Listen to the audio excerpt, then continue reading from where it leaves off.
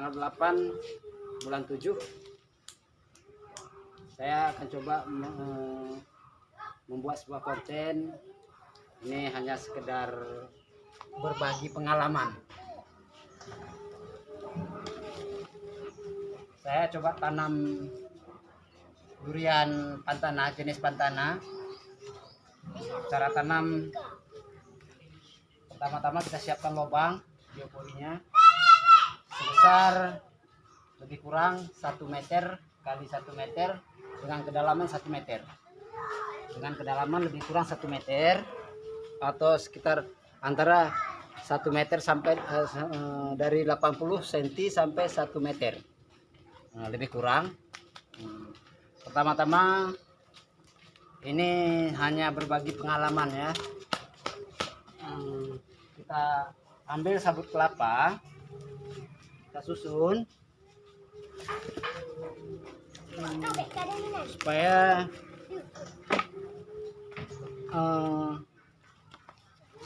air di dalam tanah, kandungan air di dalam tanah tidak cepat kering. Jadi, karena kalau sabut kelapa ini dia lebih cenderung menyimpan air lebih banyak. Kalau dia kita tanam, maka kandungan air itu akan bertahan lama di sabut kelapa.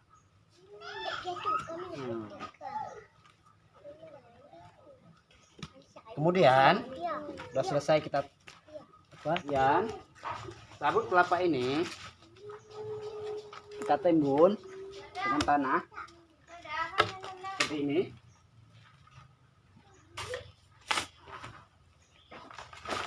Kita tutup dengan tanah.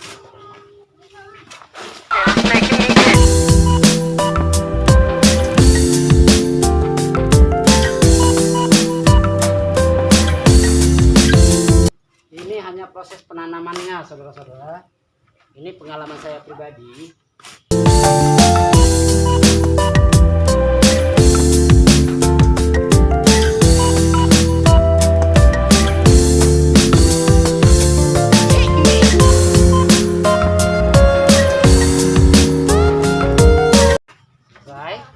Kemudian kita taruh lagi selapis lagi.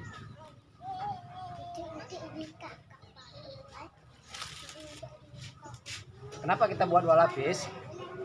Supaya kandungan airnya nanti akan bertahan lebih lama.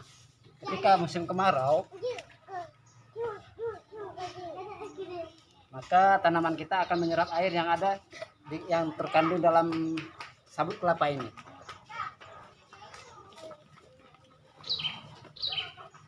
Ini kalau daerah-daerah perbukitan, sistem seperti ini sangat ideal, karena kalau daerah perbukitan itu biasanya kan kandungan airnya cepat hilang. Ini hanya berbagi pengalaman.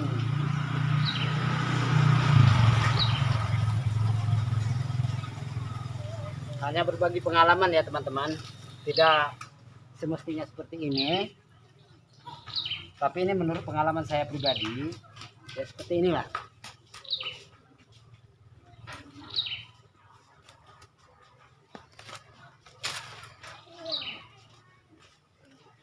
Untuk mempertahankan kandungan air yang lebih ideal.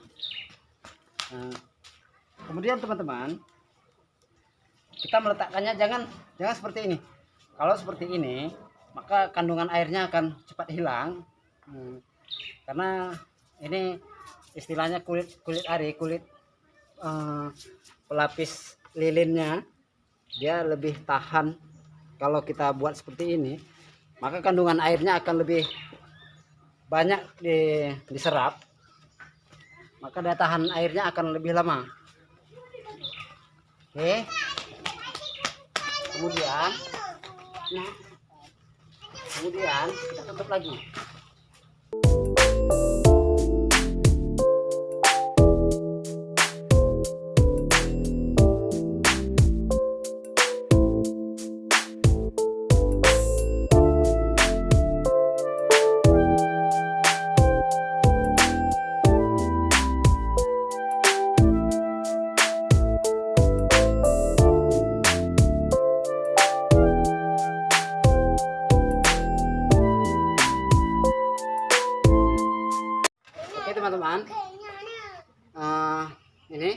Sudah selesai kita tutup. Selesailah proses untuk penahan kandungan air di dalam tanah. Gini juga ya teman-teman, kita nggak mesti pakai sabut kelapa aja, bisa dari sekam padi atau dari serbuk kayu bisa juga. Tapi kalau menurut saya lebih ideal pakai sabut karena dia ada lilin penahan di bawahnya. Seperti ini teman-teman ya. Dia ini kandungan lilinnya lebih apa, maka dia akan bisa menahan air. Jadi air itu cepat habis, cepat meresap karena tertahan oleh lilin-lilin yang ada di serbuk kelapa tadi. Oke teman-teman, sekarang kita mulai proses pemupukan. Pertama-tama kita siapin pupuk kandang ya teman-teman, seperti ini. Ini udah saya siap pupuk kandang, yaitu kotoran sapi teman-teman ya. Kebetulan yang ini tidak mesti dengan kotoran sapi aja, boleh dengan kotoran kelinci, boleh dengan kotoran walet, boleh juga dengan kotoran jangkrik. Kebetulan saya yang dekat sama saya, yang lebih gampang saya mencarinya, hanya pupuk kandang jenis kotoran sapi. Jadi ini kotoran sapinya udah seperti ini. Kemudian kita ambil tanah, kita aduk rata, kita campur dengan tanah.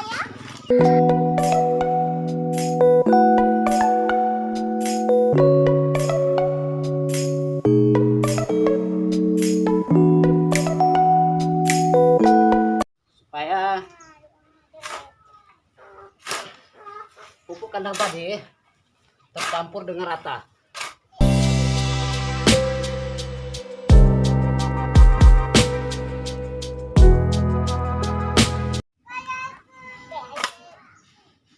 Oke teman-teman, setelah selesai kita aduk rata,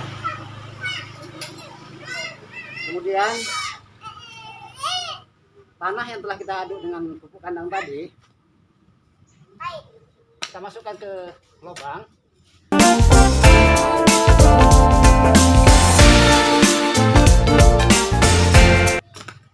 Oh iya teman-teman, tadi kita kan udah proses pertama tadi untuk penggenangan air yang ideal. Itu kan kita pakai sabut kelapa, boleh dengan sekam padi,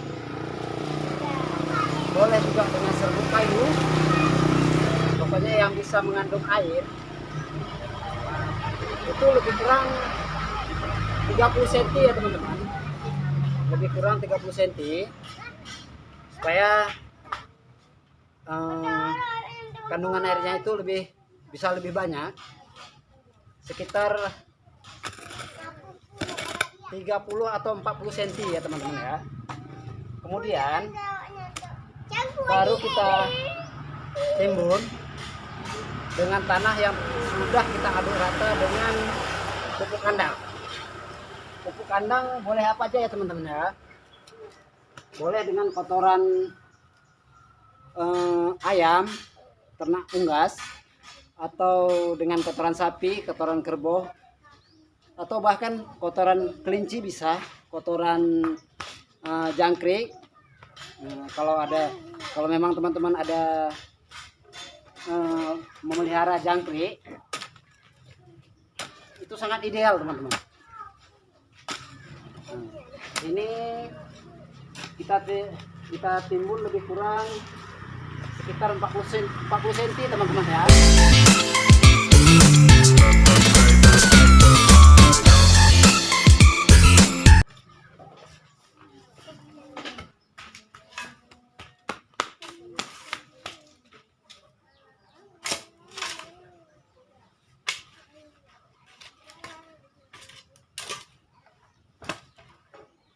Oke teman-teman, kita sisakan lubang tadi sekitar 20 cm ya teman-teman ya, berkisar antara 15 sampai 20 cm. Kemudian kita ratakan ya teman-teman. Untuk langkah selanjutnya kita proses tahap penanaman. Letakkan bibitnya. Pertama-tama kita letakkan pas di tengah. Diukurinya ya teman-teman ya. Nah, setelah itu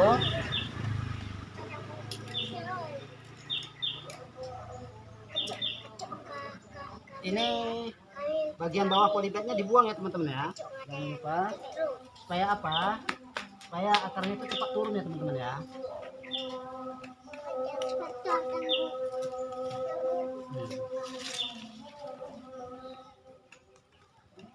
Nah, seperti ini ya teman-teman.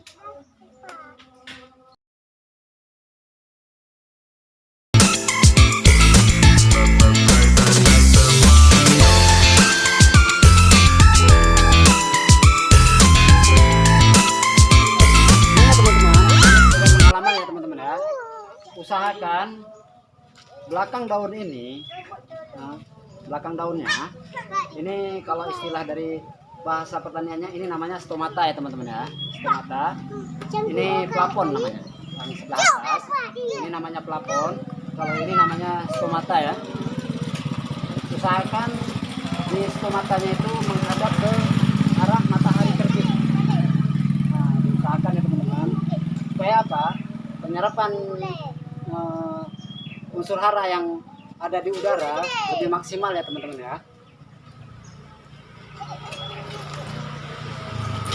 Oke teman-teman, sudah selesai ini. Kemudian kita ini sisa dari lubang tadi kita timbun aja langsung dengan tanah ya teman-teman ya. Langsung tutup aja dengan tanah.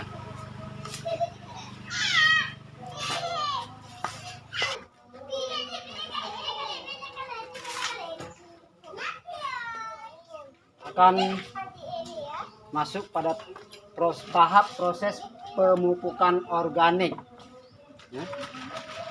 Ini ya teman-teman ya, ini untuk mendapatkan pupuk ini sangat gampang ya teman-teman ya, karena distributornya sudah tersebar di seluruh Indonesia, bahkan sudah merambah ke mancanegara. Ini pupuk sangat luar biasa teman-teman ya. Ini nama pupuknya Eco Farming teman-teman ya, Eco Farming original. Nah, seperti ini teman-teman ya. Nah, ini produk dari PT Best teman-teman ya, produk dari PT Best. Nah, sangat gampang untuk mendapatkannya, tinggal teman-teman menghubungi distributor terdekat di daerah Anda. Oke. Ini prosesnya. Pertama-tama Eco Farming ini, Eco Farming original, kita aduk dengan 1 liter air tebu, kita biangkan. Ini kebetulan udah ada yang saya biangkan dengan 1 liter air tebu ya, 1 liter air tebu per 1 tub. 1 tub kita aduk dengan 1 liter air tebu. Oke teman-teman. Kemudian ini fungsinya teman-teman sangat dahsyat, sangat luar biasa. Ini bisa untuk lahan 1 hektar teman-teman. Kalau dengan harga boleh dicek di distributor terdekat. Dan ini teman-teman ya, kandungan unsur haranya sudah sangat lengkap ini teman-teman. 13 unsur yang ada yang dibutuhkan tanaman ini sudah ada dikandung oleh pupuk Eco Farming original. Sudah ada di dalam ini. Terutama unsur NPK yang sangat-sangat dibutuhkan, itu kebutuhan primer daripada tumbuh-tumbuhan. Itu kandungannya sungguh luar biasa teman-teman di dalam pupuk Eco Farming original ini teman-teman ya. Sekarang kita proses pemupukannya ya teman ya.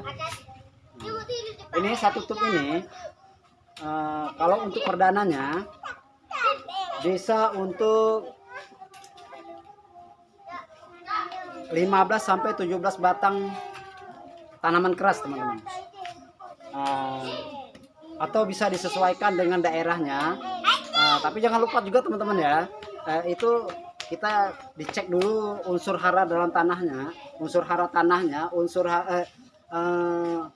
pH tanahnya, bahkan pH airnya juga kita cek. Nah, karena dia kalau jenis tanaman keras ini dia minimal unsur hara itu minimal pH tanahnya itu di atas 6.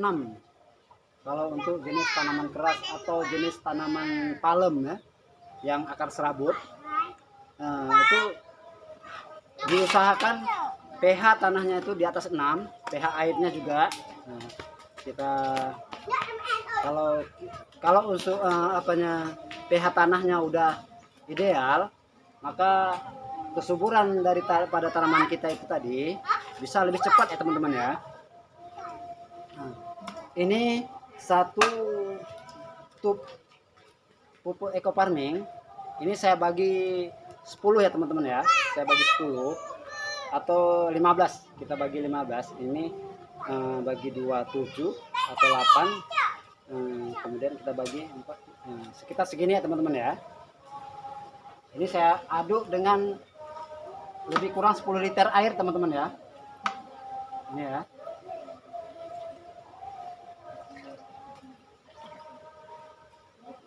Sedikit lagi teman-teman ya. Oke teman-teman ya, pas banget.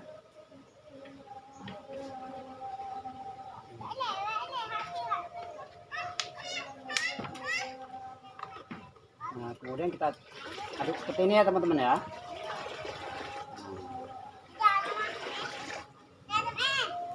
Kemudian sudah saya aduk dengan pupuk eco farming teman-teman ya. Nah, satu pesan saya teman-teman yang harus diingat betul-betul, karena kalau pupuk eco farming yang sudah kita biangkan seperti ini, dia ini minimal kita biangkan lebih kurang 3 jam ya teman-teman ya. 3 jam minimal, 3 jam. Kalau maksimalnya tanpa batas teman-teman. Bahkan makin lama kita biangkan, maka bakteri mikroba yang terkandung di dalam eco farming ini akan berkembang biak lebih banyak lagi. Maka untuk penyuburan tanaman kita lebih maksimal lagi teman-teman ya. Kalau boleh Anda lihat di channel-channel YouTube atau di Google, bisa Anda lihat apa itu bakteri mikroba, apa itu unsur hara. Nah, kemudian teman-teman, ini yang perlu diingat teman-teman ya, jangan sampai menyentuh daun, jangan kena daun ya teman-teman. Kalau kena daun, eco farming yang sudah kita biangkan, maka daun ini akan memerah bahkan kering, karena bakteri mikrobanya itu sangat dahsyat, sangat luar biasa banyaknya, sehingga dia akan panas, maka daun ini tidak akan mampu menahan bakteri mikroba tadi. Jadi gimana juga teman-teman, ini hanya khusus untuk di lahan teman-teman ya, di tanah ya, kita siramkan di tanah ya. Kalau untuk di daun nanti dia lain lagi cara prosesnya teman-teman ya. Boleh Anda lihat di video-video berikutnya teman-teman ya. Ini saya buat lebih kurang airnya ini 7 liter teman-teman ya. Ini kita siramkan aja di sekeliling ini ya teman-teman ya. Tapi ingat teman-teman ya, jangan kena daunnya ya teman-teman, karena kalau kena daunnya dia akan mengering teman-teman.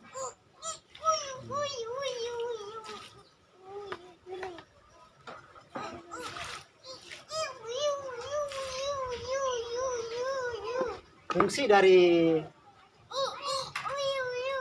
eco farming original ini, dia bukan memupuk secara langsung, tapi dia akan membangkitkan unsur hara yang ada di dalam tanah, mengembangbiakkan unsur hara yang terkandung di dalam tanah tadi.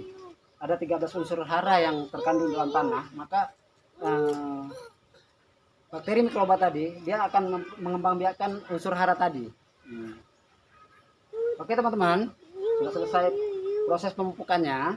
Kemudian ini pemupukannya, kalau ini menurut saya ya teman-teman ya, ini setelah kita siram ini perdana seperti ini, maka untuk kedepannya, kalau saya, pengalaman saya pribadi, ini saya siram per bulan teman-teman. Per bulan itu berarti satu tub itu kita buat dengan kita campur, kita buat biar 1 liter air biasa ya teman-teman, jangan air yang mengandung glukosa ya. Kalau air yang sudah mengandung glukosa, maka nggak bisa kita aplikasikan ke daun. Kalau kita aplikasikan ke daun, maka daun-daunnya itu akan memerah ya teman-teman ya, bahkan bisa membuat rontok karena nggak tahan. Kemudian oke teman-teman, ini udah selesai kita dari proses awal tadi kita buat untuk penyangga airnya jangan cepat kering. Saya buat dengan sabut kelapa, kemudian saya buat pupuk kandang yang tadi kita campur pupuk kandang tadi dengan tanah, kemudian ya tanah yang udah kita aduk dengan pupuk kandang tadi kita masukkan, kemudian kita tutup dengan tanah biasa, baru kita letakkan bibit tanaman kita. Seperti hari ini saya menanam sebatang durian jenis pantana ya teman-teman ya, jenis pantana. Ini prosesnya nggak mesti durian pantana aja teman-teman ya, durian montong juga bisa, atau durian musangking juga bisa. Kebetulan saya cuma ada durian pantana, jenis pantana. Oke teman-teman, ini prosesnya udah selesai. Kemudian lubangnya tadi kita timbun dengan tanah biasa sampai tutup habis ya teman-teman ya. Seperti ini teman-teman. Oke, udah selesai penanamannya teman-teman ya. Oke, sekian dulu. Terima kasih atas perhatiannya. Bagi teman-teman yang melihat video ini, sebelumnya mohon di channel YouTube kami di subscribe, dan jangan lupa juga tekan loncengnya, tekan belnya supaya Anda bisa melihat konten-konten kami berikutnya. Oke, Eco Farming, lahan subur petani makmur, go berkah no riba.